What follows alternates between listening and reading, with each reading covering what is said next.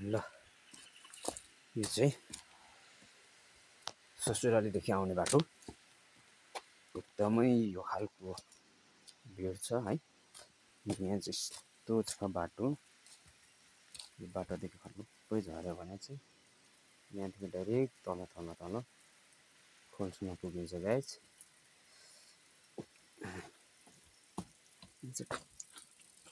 केही चिसो पानी छ, केही तिर्खा मेटाउने, अनि बाटो चाहिँ यस्तो छ।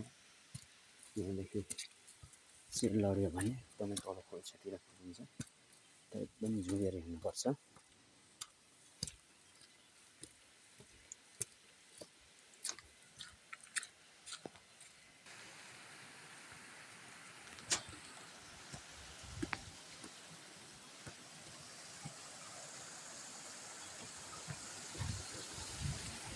सही छ।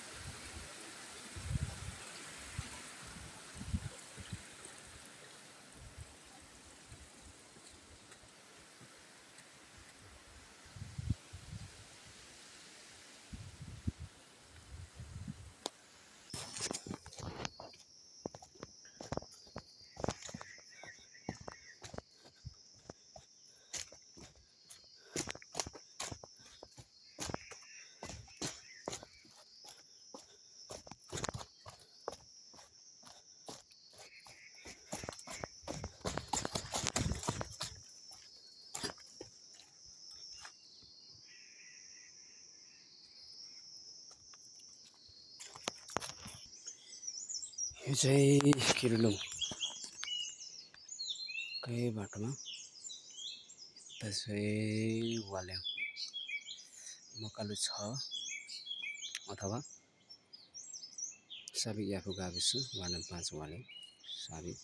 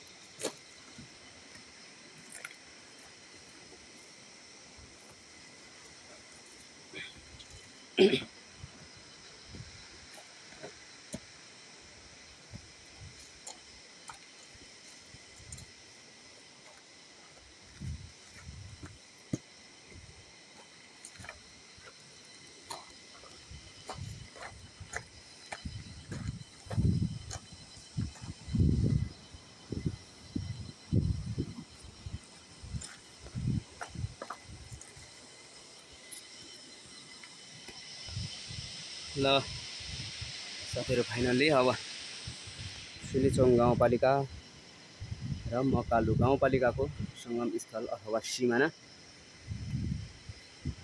यो पिखुवा भन्ने ठाउँमा चाहिँ अहिले म आइपुगेको छु। यो चाहिँ पहिला साबिक चाहिँ याफु गाविस वार्ड नम्बर 5 र वार्ड नम्बर 4 को चाहिँ एउटा यो सिमाना हो। तर अहिले सङ्घीय संरचना आइसकेपछि चाहिँ यो खोलाले छुट्टा पारिपट्टि चाहिँ यो चाहिँ हाम्रो मकालु गाउँपालिका वार्ड नम्बर 6 साबिक वालेङ हो। अनि यता चाहिँ सिलिचोङ गाउँपालिका वार्ड नम्बर 5 को यो याफु भित्ता भनेर पनि चिन्ने गर्दछौँ। अहिले एकदमै स्थलहरू चाहिँ यस्तो भइसकेको छ। पहिला धेरै डेन्जर थियो, तर अहिले चाहिँ एकदमै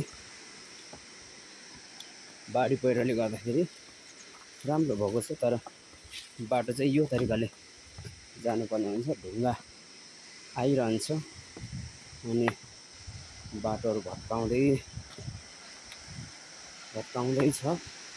तर यस्तैदेखि मान्छेहरू चाहिँ हिँडिराखेका छन्।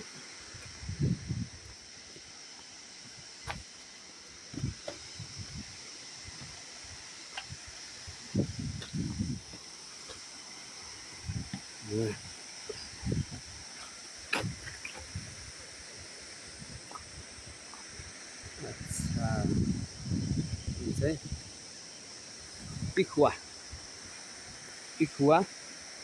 खोला। यो चाहिँ अहिले समयमा यसपालि त्यति धेरै फुल आएको छैन। यो चाहिँ पिखुवा खोला भन्छ। अब यहाँदेखि अलिकति तल पुगेपछि चाहिँ फेरि यही खोलालाई पुखुवा खोला पनि भनिन्छ। तर खासमा चाहिँ यो पहिलादेखि नै यसका नाम चाहिँ पिखुवा खोला। पछिल्लो समय युवा पुस्ताले परिमार्जन गरेर नामलाई अलिकति परिमार्जन गरेर पुखुवा खोला भन्ने गरिन्छ। यहाँ तल कोसीमा मिसी कुनै बेलामा चाहिँ पुखुवा भनेर पनि चिनिन्छ। तर यो खोलालाई चाहिँ वास्तवमा पिखुवा खोला भनिन्छ। पिखुवा खोला अनि रामभाङ, डियाम, चेकचेवा, गङ्गावती भनेर यो खोलालाई विशेष गरी नामाङ्करण गरिएको थियो अरे। अनि यो चाहिँ एकदमै एउटा राम्रो ठाउँ बनेको छ बाढी पहिरोले गर्दाखेरि।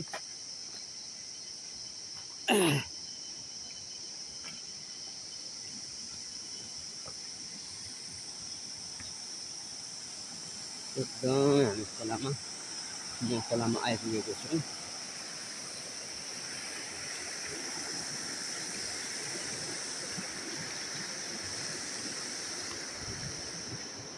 यो चाहिँ ठुलो पहिरो हो।